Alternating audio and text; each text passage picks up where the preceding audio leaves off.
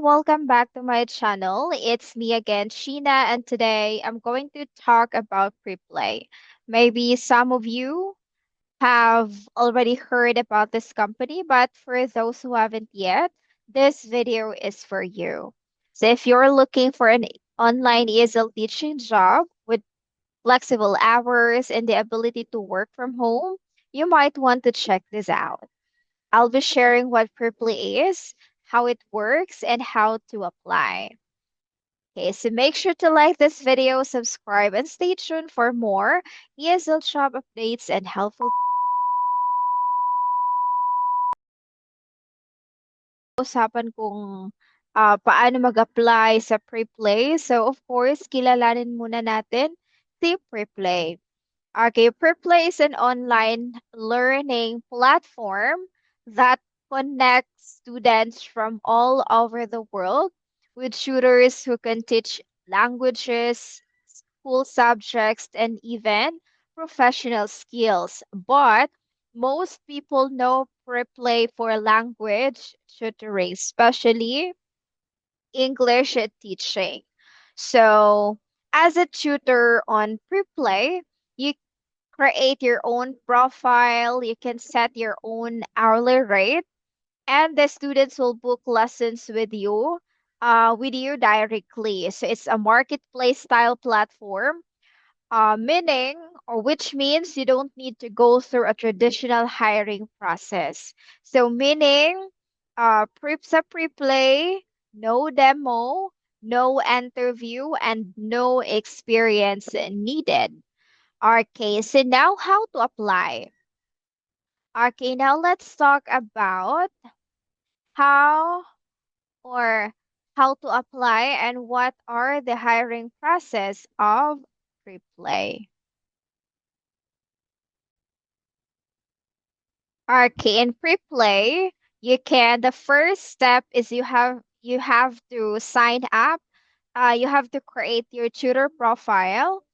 Second is get approved by our team in 5 business days. And number three is you can start earning by teaching students all over the world. So you can set your own rate, choose your hourly rate, and change it anytime. So an average English tutors charge 15 to $25 per hour.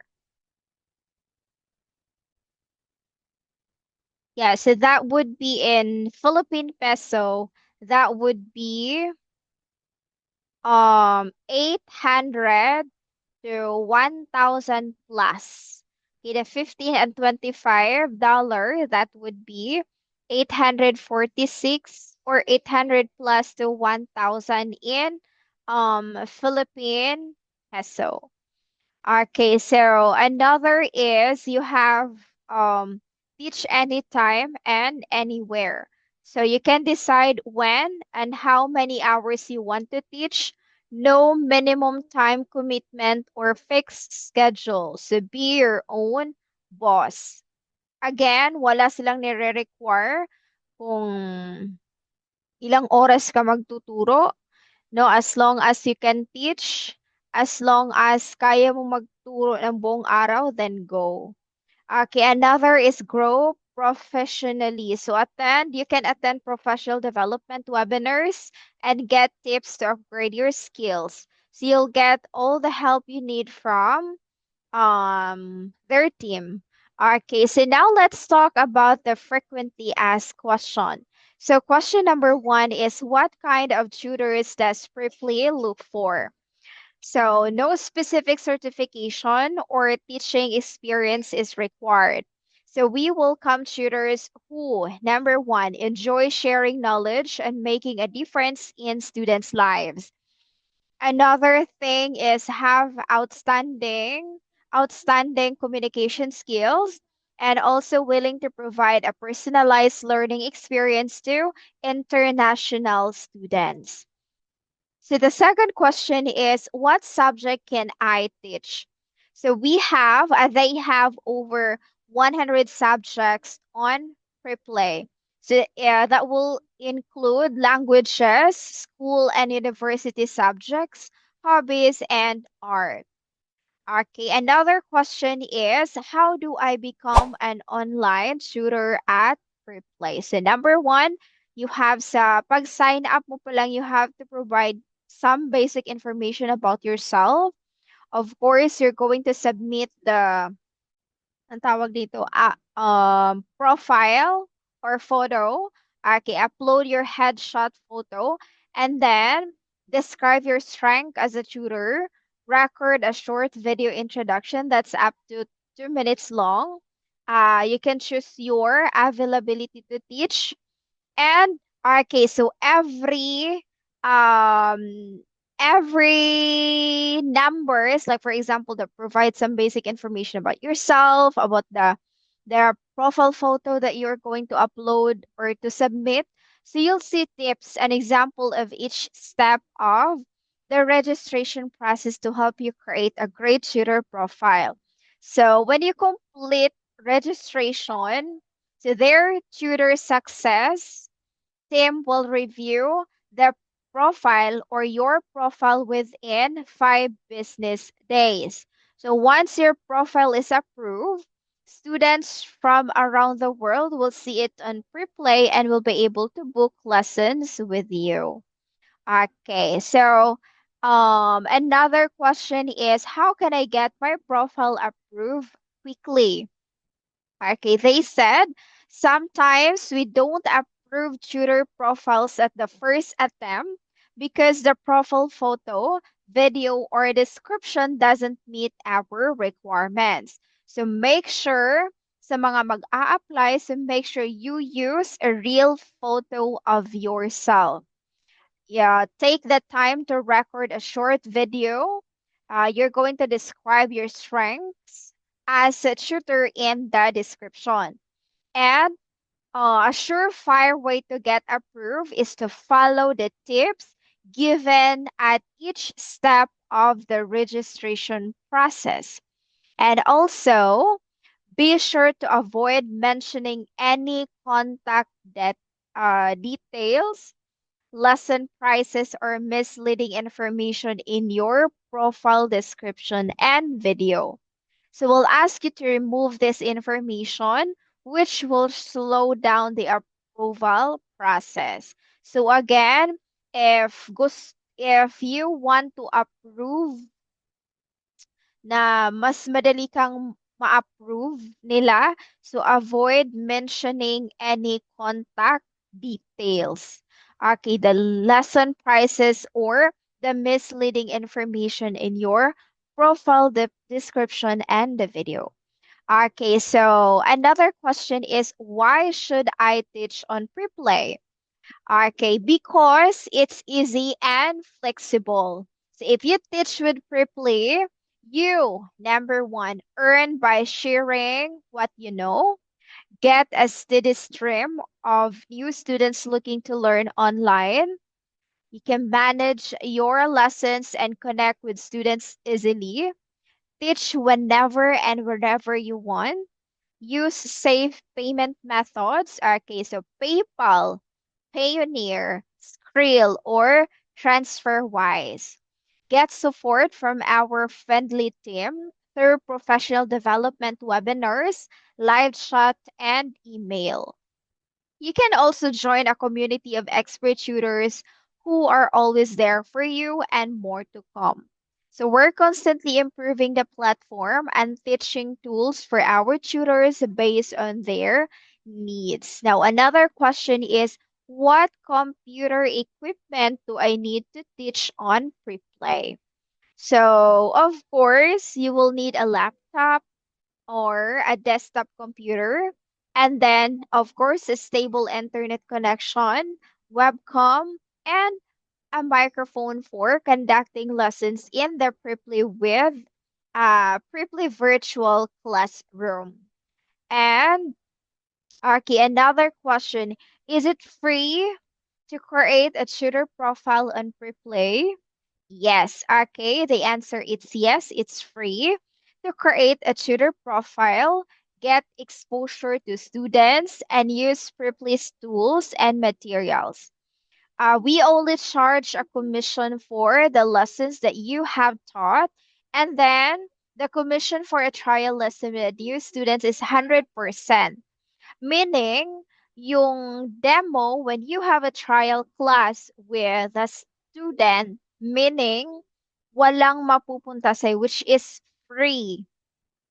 Okay, wala kang income or wala kang commission sa trial class. Okay, and then the commission for the subsequent lesson starts at 33% and decrease to 18%. And the more hours you teach on pre-play, the lower the rate of commission. Okay, so let me explain. For example, okay, so halimbawa, so how pre-place commission works. So number one, as what I've said, is the trial class, meaning at a trial class which is 100% commission. So meaning this means that you don't earn anything from a student's first lesson, which is a trial class or the demo. So pre-play keeps the full amount. Okay, this is their way of charging for helping you gain a student. So again, sa trial class, no pay sa trial class. Wala kang ma-earn na commission. Okay, number two is after the trial class. Okay, they said that 33%. Okay, they said that 33% and decreased to 18%. So okay, so halimbawa if you earn or after the trial class, okay, the 33% to 18% commission. So once the students book regular lessons, halimbawa yung demo mo, yung demo na kinandak mo or yung trial class, and then uh, the next the next day or na regular student mo na siya. So meaning, the prepay will takes a percentage of your earnings, which starts at 33%. So as you teach more total hours on the platform, so this commission percentage gets lower down to 18% once you have taught many hours. Okay, like for example, sa let's say your rate. Okay, let's say you set your rate at 10 $10 per hour. Okay, the $10 per hour. Okay, explain ko in peso. Okay, I will explain again in peso.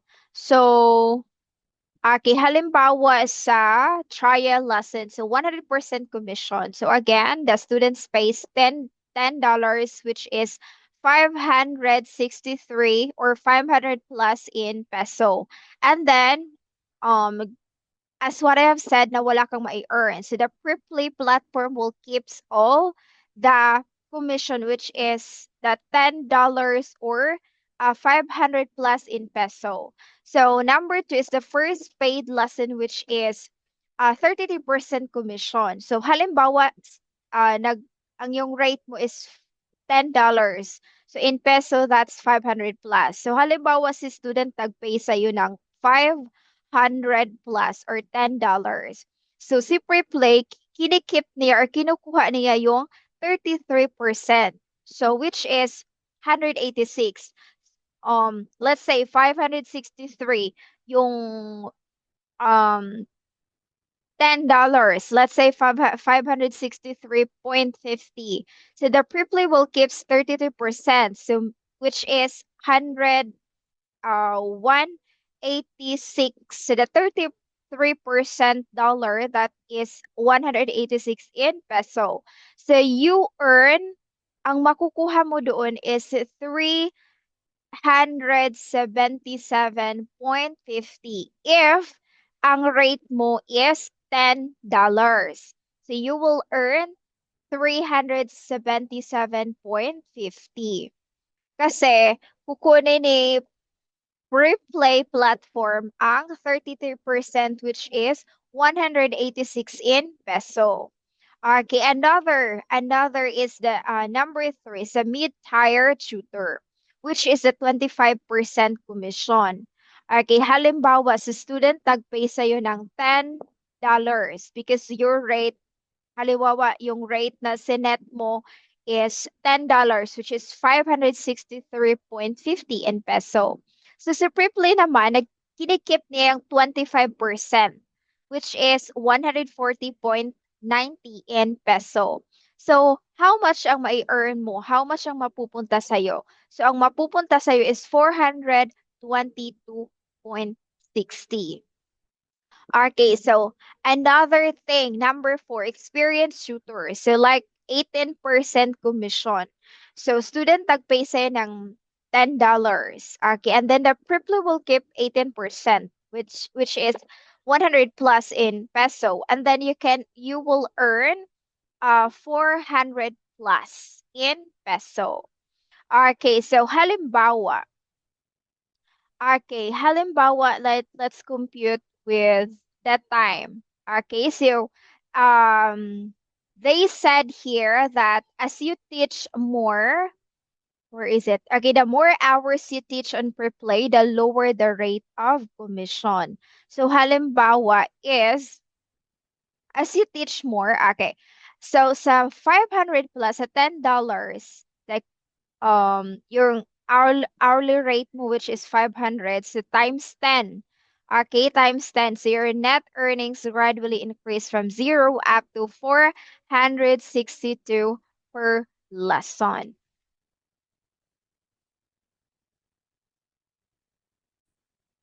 Nagets niyo ba?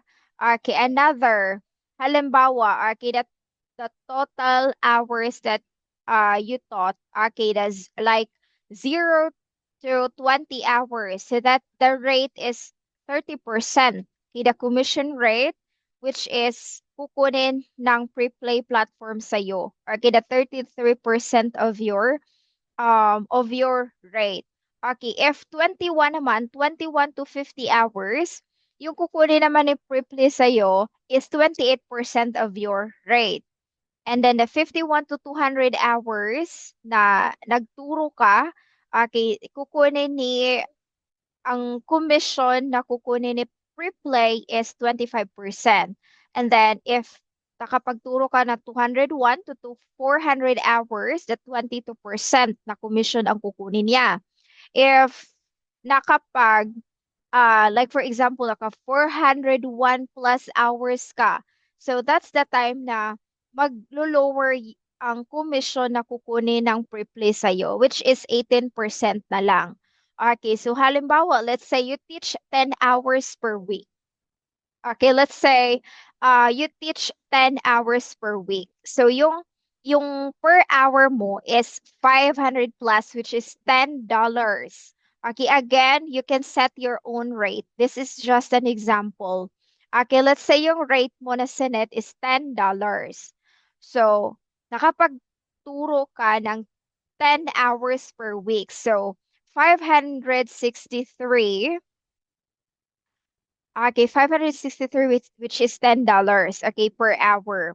Now, yung week mo, halimbawa sa isang week is 0 to 20 hours. So yung commission, yung 33% yung kukunin ni Preply sa'yo. So the net per lesson is 377.50 and the total hours is 20. So ang mai-earn mo ang within a week, okay, ang mai-earn mo within a week is 7,500 plus if ang rate mo is $10.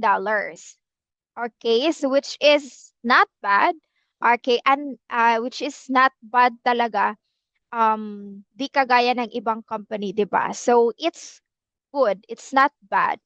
'Di ba na maka-earn ka ng 7,000 per week if you can teach 0 to 20 hours per week. So halimbawa sa week 3 to 4 naka 21 to 50 hours ka. So magdideduct si Preply sa'yo ng 28%. So yung lesson, so the net per lesson na makukuha mo is 400.72. So the total hours is 30. Okay, the total hours is 30. So yung estimated na mai-earn mo during sa 3 to 4 weeks, which is 25 to 50 hours, ang mai-earn mo, ang estimated na total na mai-earn mo is 12,000 plus. Okay, within 24 to 50 hours. Okay, another is the week 5 to 10. Halimbawa, naka 51 to 200 hours ka. So, yung commission na yung si Preplay magdideduct sa'yo ng 25%. So, ang net per lesson mo is 422 per hour. Kasi magdideduct si Preplay sa'yo ng 25%. So, ang total hours mo is 150. Now, how much ang mai-earn mo within sa 51 to 200 hours? So, ang mai-earn mo po is 63,000 peso yan ha. 63,000 in peso. Okay, so another, kasi sabi nila, the more you teach, the more na maglo-lower yung commission na i-deduct nila sa income mo. So halimbawa sa week 21, naka 401 plus hours ka. Okay, 401 plus hours ka sa week 21 plus. Okay, yung commission rate na i-deduct nila sa'yo is 18% na lang, which is pinaka-lower. So ang mai-earn mo, I mean the net income mo sa per lesson is 400 plus, or let's say 462. 462. So ang meaning pag nakuha mo ang 401 plus hours, or pag nakuha mo yung 18% na lang ang maideduct ni Preplay sa'yo, yung kukunin niyang commission sa'yo, meaning you're now at the highest earning level on Preplay. Diba? So, I think ito yung the best na company. So the longer you stay and the more you teach, the more you earn per hour. So even if you start at the higher commission rate, like the 33%, okay, it will gradually improves. So you must stay consistent and mag you have to build loyal students. Ganun. So, I think this is the best company. So, try to apply this one. Okay. So, all right. So, I already um say everything about pre-play. So, if hindi klaro sa'yo yung pag-explain ko about yung paano yung payment, or yeah, kung paano ka maka-earn or how much you can earn sa pre-play. So, if hindi mo masyadong na-gets, let me know kasi ipapaliwanag ko ulit until hanggang sa magets niyo. So, I think that's all about pre-play. Okay, again, sa pre-play po is no experience needed. So, if you're watching now and then wala ka pang experience sa ESL, then you can apply. Okay, no demo, no interview, and no experience needed. So I think that's it. And thank you so much. Thank you so much for supporting my YouTube channel. And if you're new here, um, yeah, if you're new here and you like my video or what, so I encourage you to follow para mag mag ang tawag dito, so that you will be updated sa mga latest na ipopost ko dito. So thank you so much. Please follow, share, and subscribe. Thank you so much and have a good day.